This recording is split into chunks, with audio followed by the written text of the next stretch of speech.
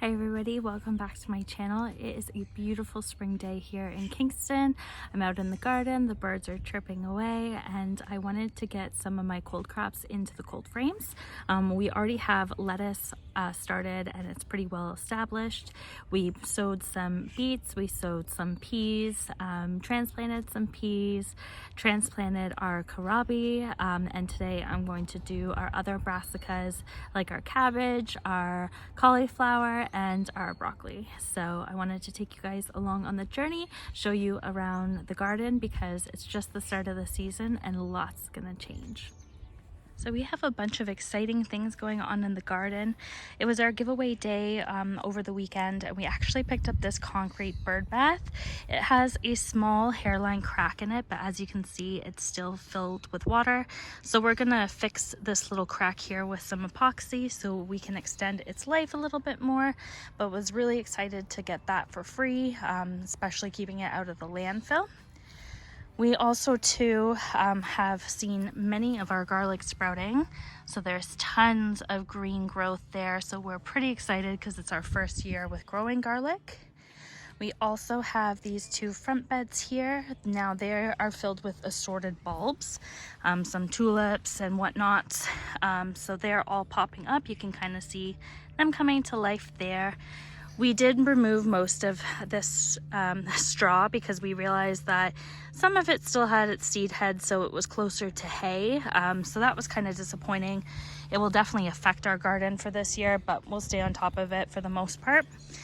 These guys are also coming up really well, so excited for new growth there. We did get some triple mix into our garden beds over the weekend, which was really exciting. This is our pea bed, which some areas are doing okay, some of them aren't doing okay. I definitely need to trellis that big guy up in the center there, but we have planted some peas in between, so hopefully they germinate and fill in really nicely. Oh no, looks to me like somebody got one of my bulbs. That's too bad. Garden life, I guess. I'll show you how everybody is doing in this cold frame. This will kind of give you an idea of how well these guys actually work. So I planted these guys out in March, which is definitely still a snowy season, and as you can see, everything is like almost fully mature. This is tango leaf lettuce. We have some romaine here at the front, some spinach. We have some arugula. We have some kale at the back. We have some Swiss chard that didn't transplant very well. We have some endive here. We have some red Russian kale, and we have some mustard. Also in between, we sowed some beets, so you can kind of see them starting to sprout there, here,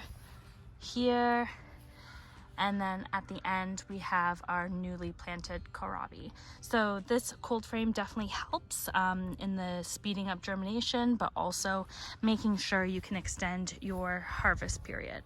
So all of these greens are cold hardy, so that's why they were able to be planted out a little bit earlier. And well, we already have a harvest to pick, so how cool is that? Rocco is thoroughly enjoying the sunshine as well. He's on his deck and he's guarding all of the transplants that we have here. So we have some ranunculus hardening off, some pansies hardening off, and then we have our brassicas and we have our onions. This is what we're going to plant out today though, so let's go over to the garden bed and get started.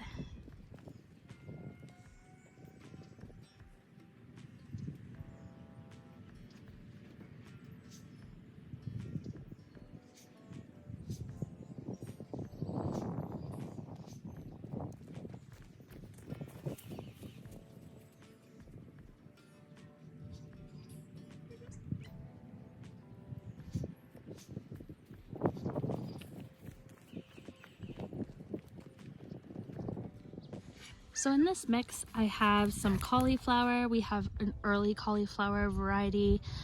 Some of these are a little bit leggy, but it's not too bad. We can definitely plant them a little bit deeper. We have some regular cauliflower as well. We have some purple acre cabbage. I absolutely love the leaves on this. We have some golden acre cabbage. We have some Brussels sprouts. And we have some super leggy broccoli. So the goal today is just to get them here into the cold frame. I have a couple that are like double sewn into their cells, so I'm just going to transplant them like that. The idea is if one of them doesn't do well with transplanting, I have a second one kind of close by, so my spacing will be relatively accurate. This whole bed is going to be brassicas, and then we're going to see how everything goes and see if we can add things later on into this bed as well. Brassicas get pretty big, especially cabbage, or at least that's what I've heard. This is our first year planting them, so we're just going to go trial by error, and then once they're a little bit too tall for the covering, we have some netting to go over in the kind of warmer springtime, just to keep off that dreaded cabbage moth. So to start off, we have to kind of do our spacing. So I'm gonna put the Brussels sprouts kind of at the end here, and we'll kind of do the spacing together. We'll do some cauliflower here. This is my other cauliflower. We'll space it here. We'll do the broccoli kind of close by as well, and then cabbages we'll space out in this section.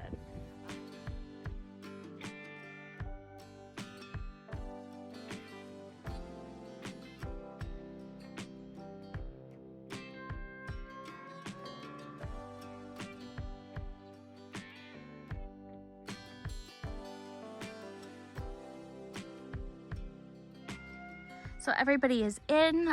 We have our red cabbage up front here. I kind of alternated everything just to allow for a little bit more growing space. Then we have the green acre cabbage. We put broccoli actually in between everybody, and that's just because I ran out of space. So I wanted to make sure that everything could go in that we had planned. The two varieties of cauliflower, they come to maturity at different times. So one's an early snowball while the other one is a regular snowball.